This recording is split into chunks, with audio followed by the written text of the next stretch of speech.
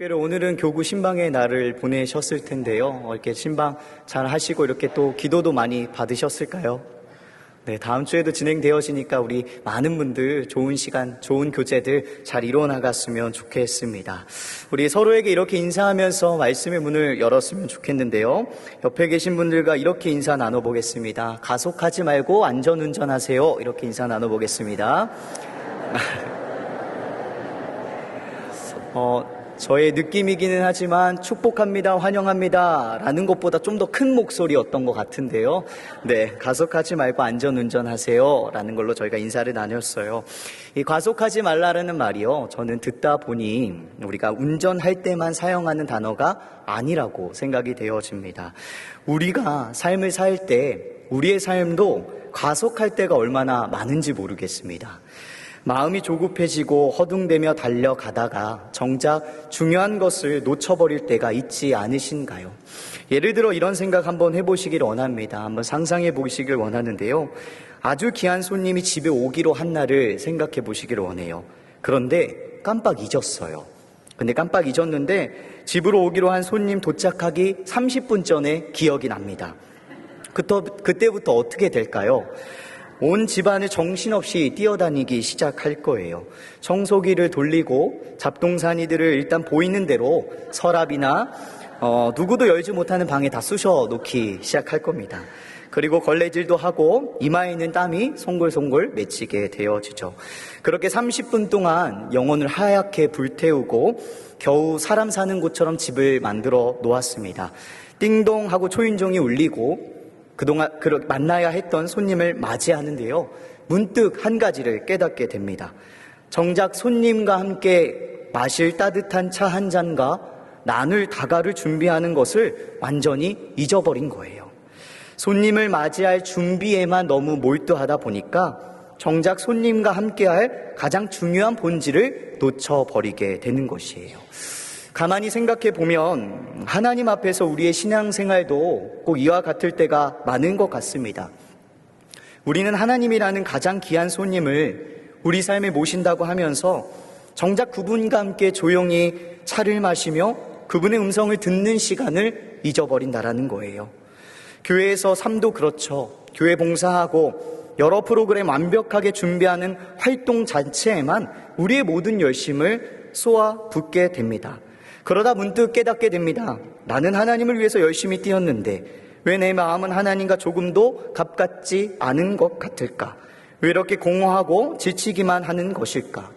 바로 이런 지친 우리에게 오늘 성경이 아직 중요한 사실을 일깨워 줍니다. 그것은 바로 열심에도 함정이 있다라는 사실이에요. 우리의 선한 의도와 뜨거운 열심이 때로는 가장 중요한 본질을 놓치게 만들 수 있다는 경고의 메시지를 전하고 있습니다. 첫 번째 경고의 메시지가 이런 메시지인 것 같습니다. 우리 화면을 통해서 같이 한번 읽어보도록 하겠습니다. 내 방식의 열심이 악이 될 수도 있다. 조금 너무 극단적이고 지나친 표현 같아 보이지만 이 이야기도 사실 오늘 본문 말씀에 의거한 것이지요. 본문에는 우매한 자들이 등장합니다. 우매한 자들은 어떤 자들을 이야기하는 것일까요? 우리는 보통 게으른 자라 이야기를 하죠. 그런데 본문 말씀에서 말하는 우매한 자들의 대상은 어떤 자들이냐? 하나님을 향한 뜨거운 열심이 가득한 사람을 우매한 자라고 성경은 말하고 있습니다. 여기서 대상은 1절 말씀을 통해서 다 알 수는 없지만 우리가 이 전도서 말씀을 흩쳐본다면 이 우매한 자들은 성전에 나와 누구보다 열심히 정성스럽게 제물을 드리고 하나님께 값비싼 제물을 드리는 자들이었어요.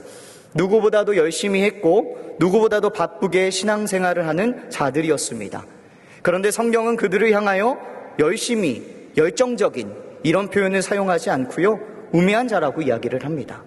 더 나아가서 성경은 그들은 악을 행하면서도 깨닫지 못함이니라, 그들의 모습을, 그들의 열심을 악으로 표현하고 있다라는 사실이죠. 그러면 그들에게는 무엇이 문제였을까요? 가장 큰 문제는 바로 내 방식대로 하는 열심이었기 때문입니다. 성도 여러분, 교회는 무엇이 활발하게 이루어지는 곳이 되어야 할까요? 다양한 의견이 있겠지만 저는 교회는 연합과 일치라 생각이 되어집니다. 교회는 하나님과 연합하고 그분과 일치하여 동행하는 곳이 교회라고 생각합니다. 또한 하나님께서 맺어주신 우리 모두가 연합하여 일치를 이루어가는 것이 교회입니다. 그렇기 때문에 우리 신앙 여정에서도요, 하나님과의 깊은 관계는 절대 놓쳐서는 안 될 가장 중요한 부분이 되어집니다. 그런데 우리는 하나님과의 깊은 관계를 뒤로 하고 열정만을 앞세워서 달려갈 때가 참으로 많습니다. 바로 이 열심이요, 악이 될 수 있다라는 겁니다. 사울 왕의 이야기가 바로 그 대표적인 예입니다. 그는 하나님의 명령을 받아 아말렉을 진멸하는 지시를 받게 됩니다. 그런데 그는 자신이 보기에 좋은 양과 소들을 남겨두게 되어지죠. 이유는 하나님께 더 좋은 재물을 바치려는 그의 열심이었습니다. 하지만 사실 그것은 순종이라는 하나님의 본래 명령을 무시한 내 방식대로의 열심이었죠. 결국 사무엘은 그런 사무엘에게 다가가 이렇게 단호하게 말합니다. 사무엘상 15장 22절과 23절 말씀인데요, 우리 두 절의 말씀 같이 화면을 통해서 읽어보도록 하겠습니다. 사무엘이 이르되 여호와께서 번제와 다른 제사를 그의 목소리를 청종하는 것을 좋아하심같이 좋아하시겠나이까. 순종이 제사보다 낫고 듣는 것이 순양의 기름보다 나으니 이는 거역하는 것은 점치는 죄와 같고 완고한 것은 사신 우상에게 절하는 죄와 같음이라. 왕이 여호와의 말씀을 버렸으므로 여호와께서도 왕을 버려 왕이 되지 못하게 하셨나이다 하니. 아멘. 이 말씀의 의미를 풀이해보자면 이런 거죠. 하나님께서 원하시는 것은 번제나 다른 제물이 아니라 그분의 목소리를 듣고 순종하는 것이고, 아무리 귀한 제물을 바치고 열심히 봉사한다 할지라도 그것이 하나님의 뜻을 따르지 않는 내 방식대로의 열심이라면 그것은 점을 치는 죄와 같고 우상을 섬기는 죄와 같다고 말하고 있는 것입니다. 사울의 문제는요, 열심이 없어서가 아니었어요. 그에게는 열정이 없었던 것도 아니죠. 오히려 하나님의 명령을 자신의 방식대로 해석하고 실행했다라는 그 문제만 있었습니다. 하나님께서 원하시는 거는요, 완전한 순종이에요. 사울은 자신이 보기에 더 나은 열심의 방법을 택했던 것이죠. 우리 마르다의 이야기도 한번 살펴볼까요? 누가복음 10장에 마르다는 예수님을 위해서 열심히 음식을 준비합니다. 그녀의 마음은 진실했고요, 열심히 섬기려는 열정도 충분했어요. 하지만 하나님께서는 열심을 다하는 마르다에게 뭐라고 말씀하시나요? 누가복음 10장 41절과 42절 말씀, 우리 괜찮으시면 이 말씀도 같이 한번 읽어보겠습니다. 주께서 대답하여 이르시되 마르다야 마르다야, 내가 많은 일로 염려하고 근심하나 몇 가지만 하드진 혹은 한 가지만이라도 족하니라. 마리아는 이 좋은 편을 택하였으니 빼앗기지 아니하리라 하시니라. 아멘. 이 말씀을 통해서 마르다의 문제가 무엇이었나요? 섬김의 열심이 하나님의 말씀을 듣는 것보다 우선이 되었다라는 점입니다. 39절 말씀은 이런 말씀 등장하죠. 그에게 마리아라는 동생이 있어 주의 발치에 앉아 그의 말씀을 듣더니. 아멘. 마르다는 예수님을 섬기려 했습니다. 하지만 정작 예수님께서 무엇을 가장 원하시는지를 놓치고 있었던 것이죠. 사무엘과 마르다의 공동점은 무엇입니까? 열심의 마음으로 행동했지만 결과적으로는 하나님의 뜻에 어긋나는 열심이었다라는 거예요. 이것이 바로 열심의 함정이라는 겁니다. 사랑하는 성도 여러분, 우리의 신앙생활의 열심도요, 바쁘게 뛰어다니는 활동이 아니라 하나님과 함께 조용히 차를 마시는 동행이 되어야 할 줄을 믿습니다. 꼭 기억하셔야 됩니다. 순종이 제사보다 낫고 듣는 것이 순양의 기름보다 낫기 때문이죠. 그렇다면 열심의 함정에 빠지지 않기 위해서 우리가 노력해야 하는 것이 무엇일까요?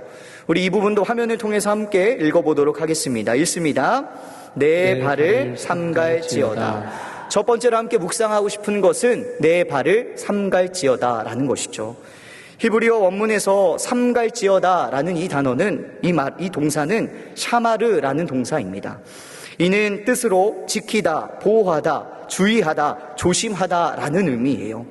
이 말씀의 의미로 쓰인 데가요, 창세기 2장에 등장하는데요, 하나님이 아담에게 에덴 동산을 다스리고 지키게 하실 때 사용되었던 단어이기도 합니다. 곧 이 말씀은 발을 멈추라 라는 뜻을 넘어서요, 우리의 삶과 행동을 하나님의 뜻 안에서 신중하게 보호하고 관리하라 라는 말이에요. 우리의 걸음걸이는요, 곧 우리의 삶을 만들어 가거든요. 시편 119편 105절 말씀에 이런 말씀이 있습니다. 주의 말씀은 내 발의 등이요 내 길의 빛이니이다.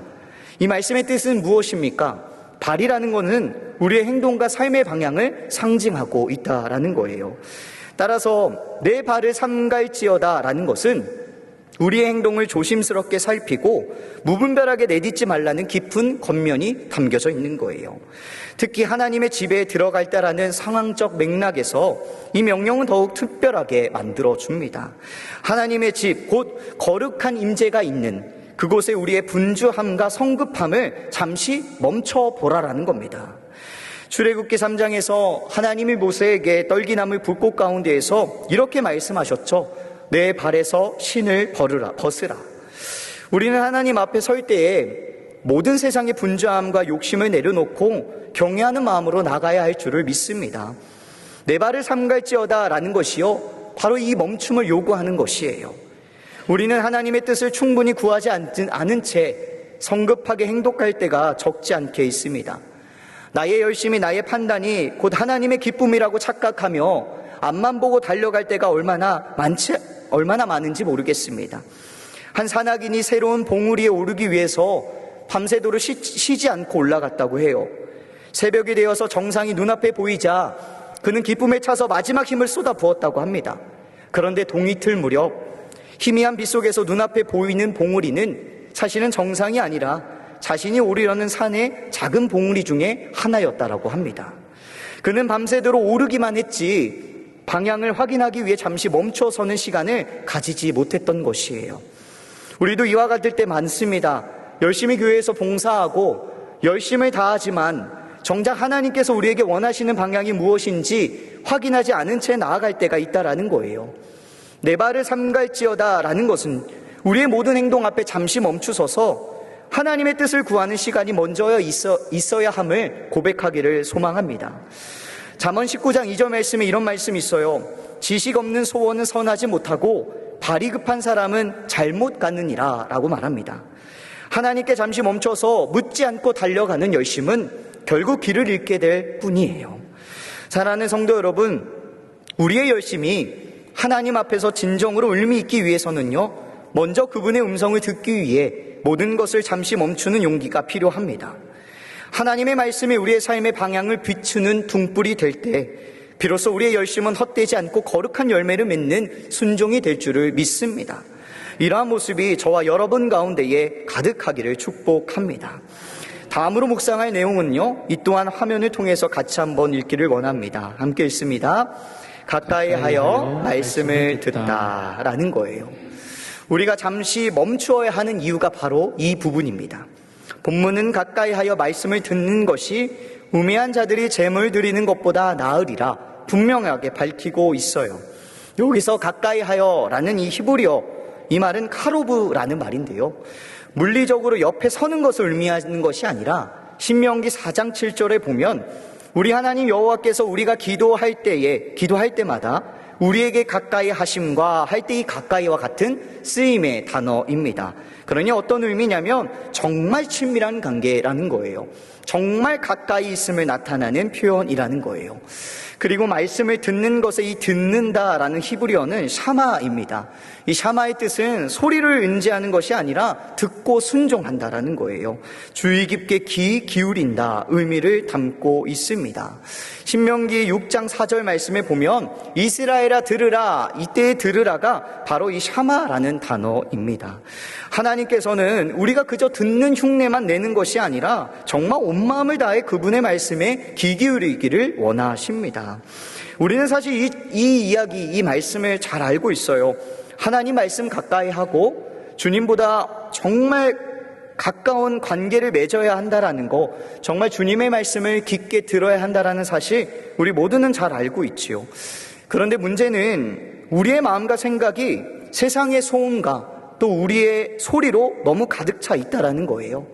바쁜 삶 속에 해야 할 일, 보고 싶은 거, 듣고 싶은 것들로 온통 뒤엉켜 있다 보니 정작 가장 중요한 하나님의 음성이 들리지 않는 경우가 우리의 삶에 가득하다라는 겁니다.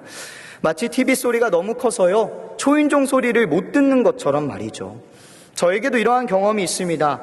한동안 사역이 너무 바빠서 새벽부터 밤늦게까지 정신없이 뛰어다니던 때가 있었어요.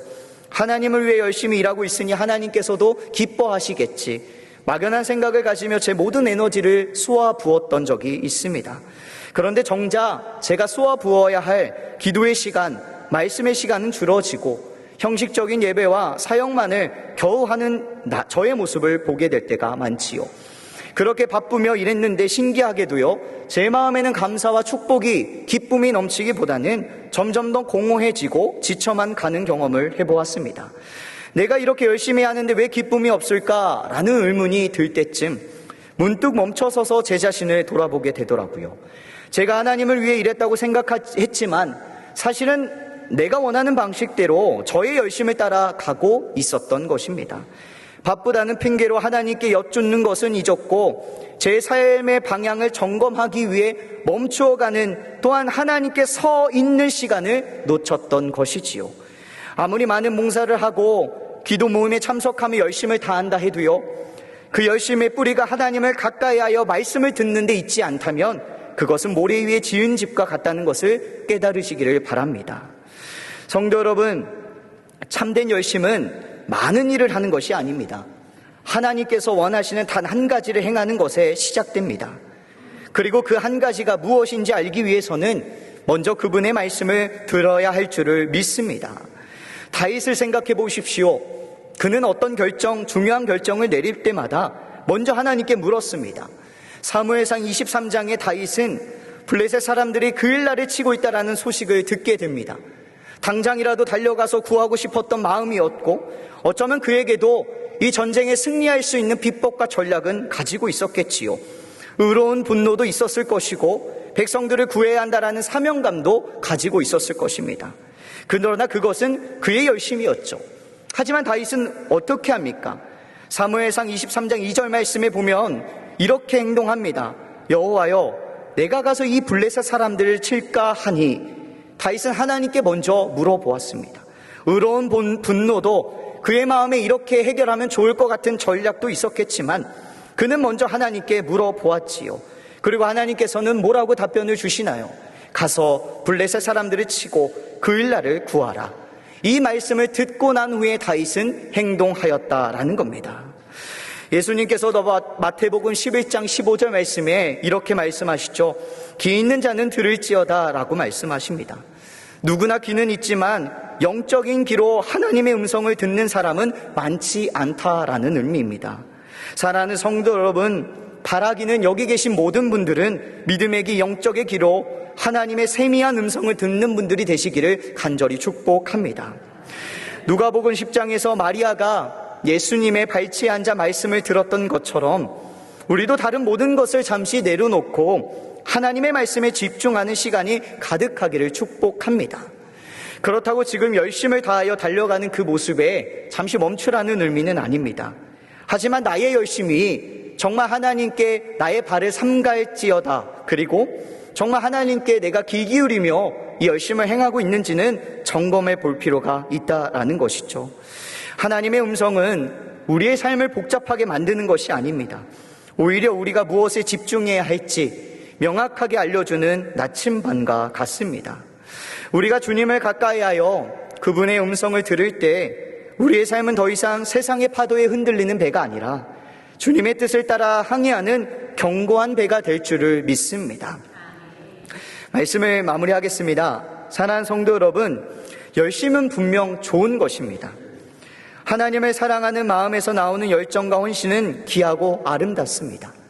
그러나 그 열심이 반드시 하나님의 말씀이라는 단단한 반석 위에 세워져야 합니다. 사울처럼 자신의 판단을 하나님의 명령보다 우선시하지 않기를 소망합니다. 요나처럼 자신의 감정을 하나님의 뜻보다 앞세우지 않기를 소망합니다. 마르다처럼 섬기는 일이 말씀을 듣는 것보다 중요하다고 생각하지 않기를 원합니다. 오늘부터 우리의 모든 열심과 헌신 앞에 이 질문을 해보기를 원합니다. 하나님, 정말 제가 주님의 음성을 제대로 듣고 있나요? 주님, 제가 지금 하려는 이 일이 정말 주님이 원하시는 일이실까요? 우리의 열심이 열매 맺지 못하고 지치게 만든다면 잠시 멈춰보는 것도 괜찮습니다. 그러면 다시 주님의 음성이 들릴 줄을 믿습니다. 내 발을 삼가며 하나님 앞에 조심스럽게 나아가고 가까이 하여 말씀을 듣는 우리 모두가 되기를 소망하고, 그리하여 우리 모두의 열심을 넘어 하나님을 향한 순종으로 이루어지기를 주님의 이름으로 축복합니다. 아멘. 기도하겠습니다. 참 좋으신 하나님, 귀한 말씀을 우리에게 허락하여 주신 것 너무나도 감사합니다. 우리의 열정과 열심 무너지지 않기를 원하며, 뿐만 아니라 이 열정과 열심이 하나님 말씀으로 비롯한 열심과 열정이 되어질 수 있도록 인도하여 주시옵소서.